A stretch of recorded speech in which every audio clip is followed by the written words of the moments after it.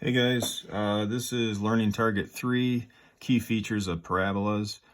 This learning target, we're going to basically talk about being able to identify some key features if we look at a graph of a quadratic function, and just being able to use that language and talk about it and understand what those words mean.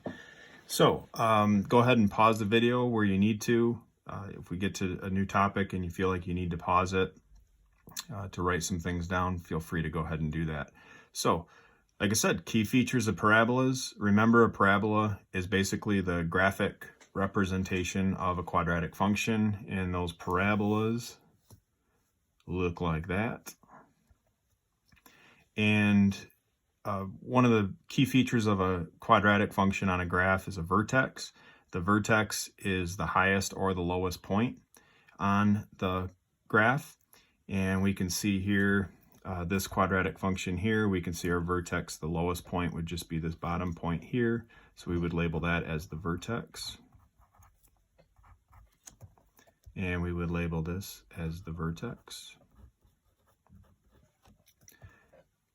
All right.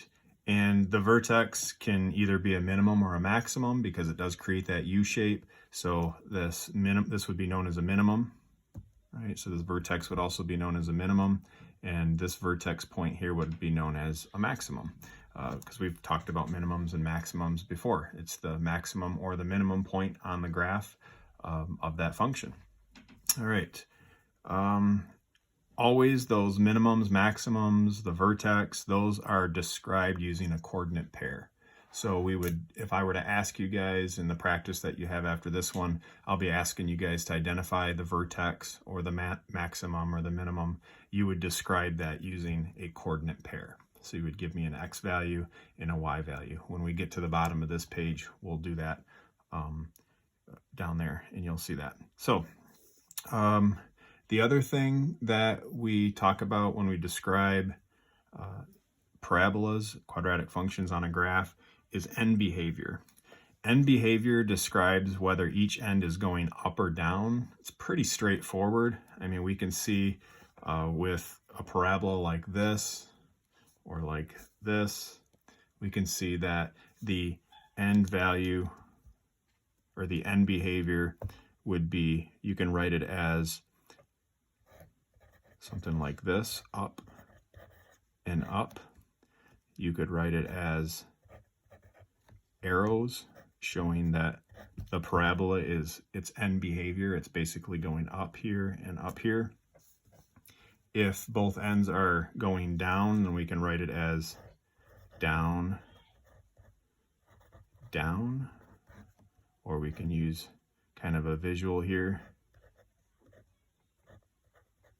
That is known as end behavior. So how the quadratic is behaving at the end of each of those functions. All right, just a little review from learning target 2. Remember, solutions are the x-intercepts. So if we look at solutions, solutions are going to be where the quadratic function touches the x-axis. Those are known as solutions, or otherwise known as zeros. Our last key feature that we're going to talk about today is the axis of symmetry. The axis of symmetry is basically just a folding line on that quadratic.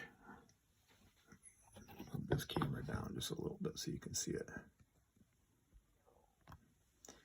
So it is the folding line that basically reflects one side to the other. If you remember last year from 7th grade when you guys did the reflection lines, it's basically if it could fold over on itself and it would kind of be the mirror image. And what point does the axis of symmetry always pass through? What important point? Yep, it's the vertex, right? The vertex, or you could say the minimum or maximum of the function. So the axis of symmetry will always pass through the vertex. So if we were to look at an example right here, and we could identify our vertex, where would our vertex be? That would be at the point 3, -1. right? That would be our vertex. We could also call it our minimum, right? Because it's the bottom of this function. So we would write our axis of symmetry as a line that passes through that vertex point. It will always pass through the vertex. And that line, do we remember how we described that line if we wanted to write it as an equation?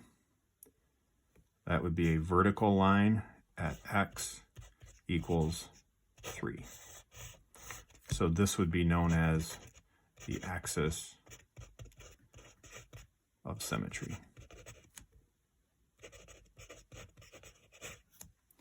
Right? And the reason we say x equals 3 and not y equals 3, remember a vertical line is actually described using x because it's where every single value, no matter what the y value is, where every single value for x is 3. So this is actually a vertical line at x equals 3. And that is some key features of parabolas. There's a practice along with it. Go ahead and give it a try. Thanks, guys.